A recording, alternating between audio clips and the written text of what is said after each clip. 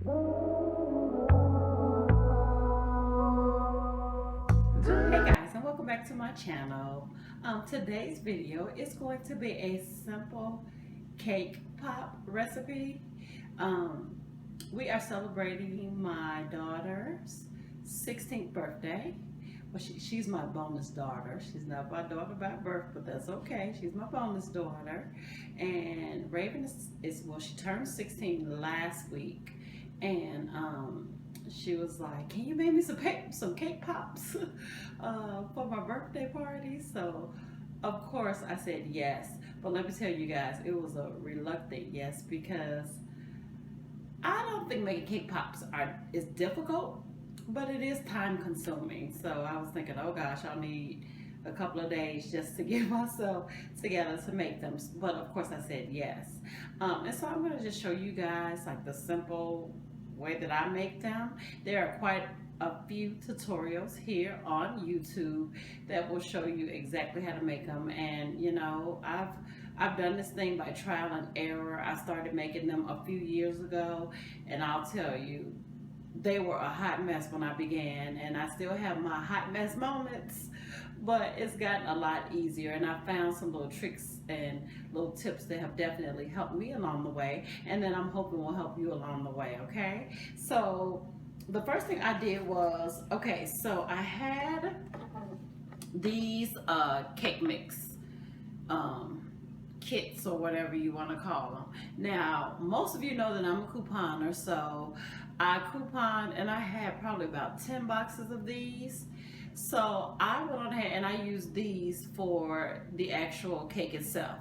And I didn't show you guys that part because all I did was prepare the cake per the directions on the back of the box. Okay, so this particular one comes with the cake as well as the frosting, so that made it really simple for me. Okay, so I just followed the cake mix recipe. Now any box of cake will be fine. You can do a box cake, you can do a homemade cake, you can do whatever you want to do. It'll work either way. Okay, I choose to do the box because let's be honest, it's just easier. It's easier for me. So I went on ahead and I prepared the cake per the recipe. And here you go. And guys, these are pretty small. So I prepared 3 of these just so you guys know. This is my 3rd one. So these are small, they're convenient but small. So if you're making it for a big crowd, be prepared to make several of these, okay? So I just prepared the cake and I prepared the frosting per the directions. Now I'm just going to pop the cake out. And guys, you see how this is crumbling all up and breaking all up? Guess what? That's fine because that's what you're gonna do anyway. So just gonna pop that out, and then all these little crumbs, I'm gonna get them out. Okay? And then I'm just gonna crumble it up. I mean, this is where you can get the kids involved. If you have smaller children, you know, I have older ones, so they weren't really interested. But if you have smaller kids, let them wash their hands real good. And just so you guys know that I did wash my hands before I started doing all this. But have them wash their hands, guys. And you know how they love to play with food. So this will be a perfect project for them, okay? So I'm just crumbling it up. I'm just gonna make it as fine as possible. A few lumps are okay, but you don't want any huge lumps in there. Like if you had a couple of these in there, that'll be fine. You know, it's no biggie. And the great part about this box is, again, it was small, so it won't take long to break it up. This is just a regular yellow cake mix. The other batches that I've already done previously were lemon, so whatever flavor you want red velvet, you want lemon, you want yellow, you want chocolate, whatever you want is okay. All right, so basically what I did was I just broke it up, and let me show you guys. So it looks like that, you know. So you just want to make it fine into like a little, what do you call it, crumbs, just crumbs. Okay.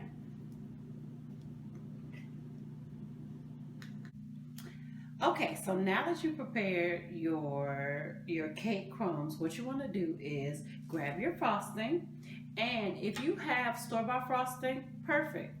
perfect. Once again, anything pretty much goes with this recipe, guys. You can have homemade, if you like to make your own cream cheese frosting, great. If you just want to buy you a little can in the grocery store, it works perfectly. So any frosting will do. And as I told you guys, the perfect size cake mix that I use, it comes with the frosting. This one is just regular cream cheese frosting. And what I do is I just spoon out some of the frosting. And you don't want to put in too much starting off, because you can always add more. But you know, once you add too much, you're just stuck with it. So I add a little bit of frosting to those cake crumbs. And guys, I use my hands. I just get right in there. I remove my rings already, just because it's easier.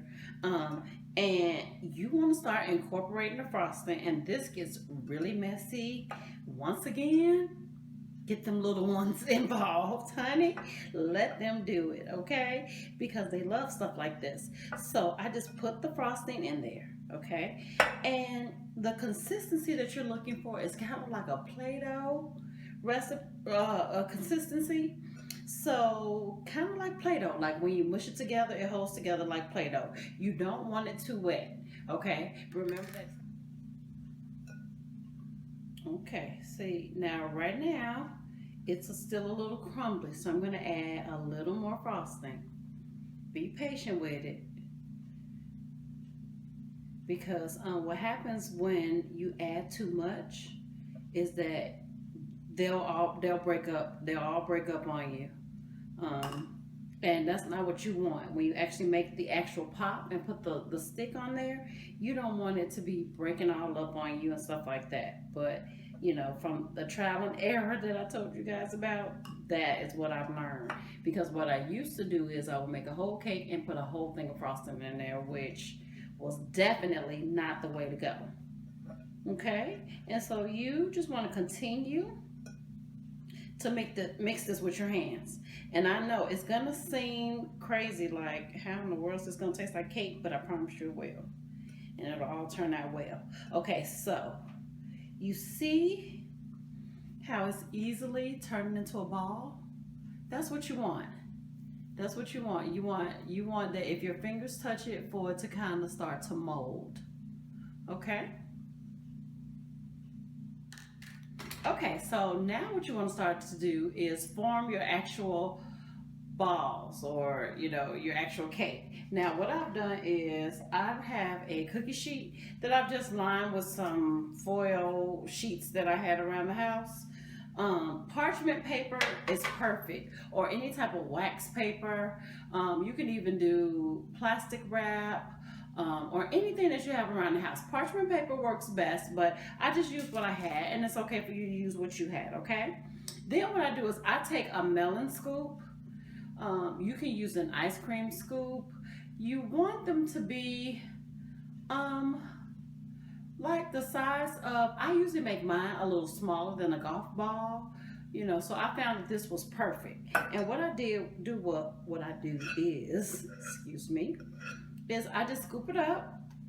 Again, I use my fingers, and then I roll it into a ball. Just like this. You know, I roll it into a ball, and then I just put it on the paper.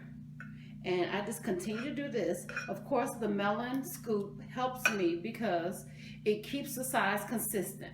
I know I've seen quite a few bakers on here use a scale. If you have a scale, great for you, honey, because mama don't have no scale. So I just use what I have. So I just scoop, and I try to keep the sizes as consistent as possible.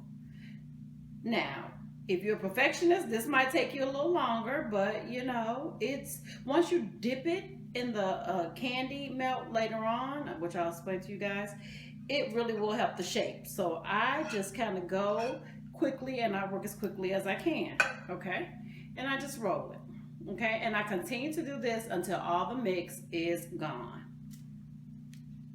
Any type of candy coating, they call them candy wafers, they call them everything, anything like that is fine, okay? So, and this is the first time, I'll tell you guys, this is the first time I tried the vanilla candy coat, so I was a little nervous, Okay, so then you also need your sticks. These here, and I got these from Walmart for like $1.75 or something like that. And there's 25 in here. Anything you want to decorate with. So I got some little toppings and some little sugar shapes. I got these both from Walmart. This was like 97 cents, and I think this was $2 or something like that. So whatever you want to decorate with. And then I also decided to pick this up from Walmart. This is actually like a decorating stand, so it allows them to stand straight up and allow me to decorate them without them falling over or anything like that. And this was $3.50. Okay.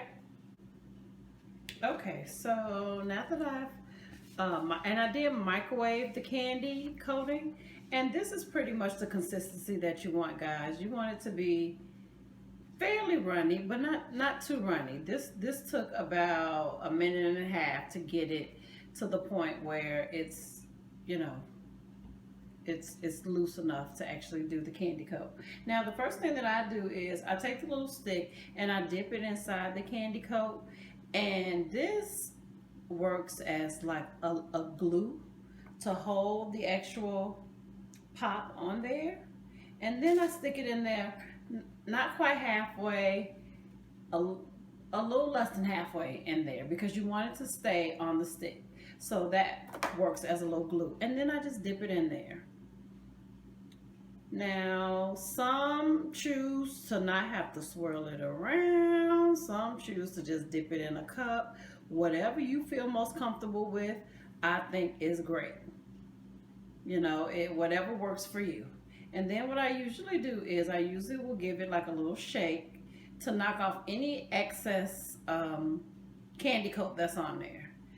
Now, what I failed to tell you guys is that with the candy melts, the great thing about the candy melts is that they come in a variety of colors.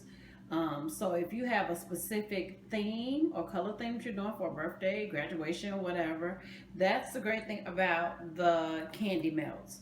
In this particular case, since I had to use a different candy coat, it only came in white, but you can always accessorize with a different color also, which is why I bought the different little dips and sprinkles and stuff, because I wanted to get pink, but again, Kroger didn't have them.